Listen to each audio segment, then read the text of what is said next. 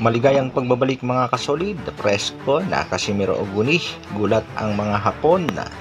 Manager na si Egis Klimas at Bob Arum manonood ng laban, alas na sobrahan sa pagbawas ng timbang. Yan ang ating pag-uusapan mga kasolid. Para sa ating unang balita mga kasolid, boxing sensation Ryan Garcia, binigyan na naman ng laban itong si Oscar De La Hoya. Ang tindi ng kalaban. Matapos ngang matalo sa laban itong si Ryan Garcia kontra dito kay Gervonta Tank Davis, ay ilang buwan nga ring nagpahinga ang boxing sensation na si King Ryan Garcia. Sa kasalukuyan nga itong si Ryan ay may kautadang 23 wins, 90 knockouts, meron ng isang talo at kasado na nga ang kanyang laban.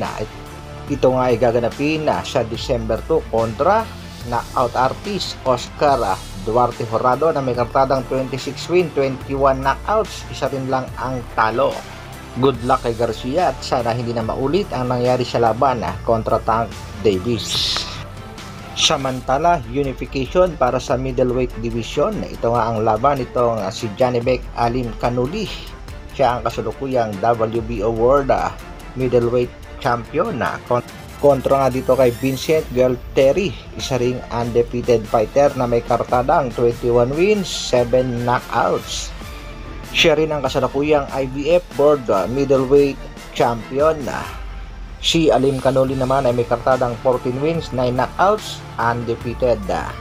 Manager na si Egis Klimas siguradong manonood sa laban upang suportahan ang kanyang alagang si Janibek, at syempre hindi rin mawawala dyan itong si Bob Arum ng Top Rank Promotion manonood din ng bakbakan. I'll bet on Janibek Alim Kanuli mga kasolid. Prediction 60-40.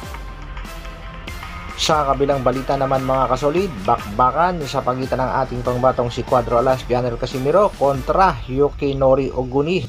Mga bibida sa bakbakan, co-main event ang ating kababayang si Saludara kontra dito sa Japanese boxer na si Keita Kurhara.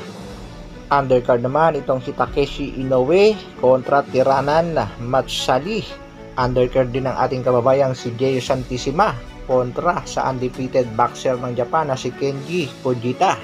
Bibida rin itong si Vince Paras kontra naman kay Kai Ishizawa, at ang ating Pinay prospect na si RB Deniega kontra dito kay Saul Sanchez ng USA.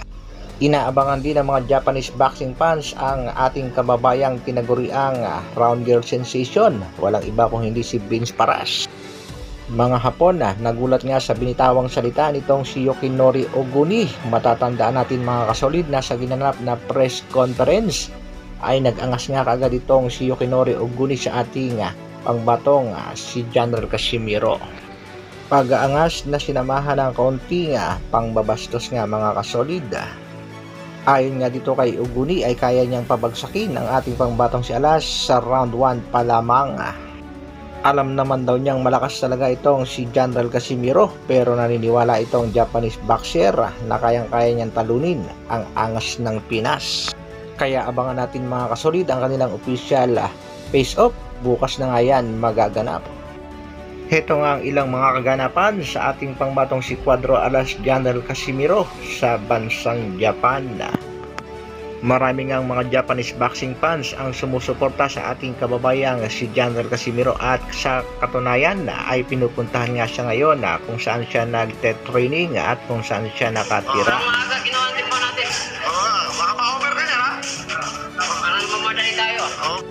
Aba teka, mukhang nasobrahan sa pagbawas ng timbang ang ating pangbatong si Angas ng Pinas.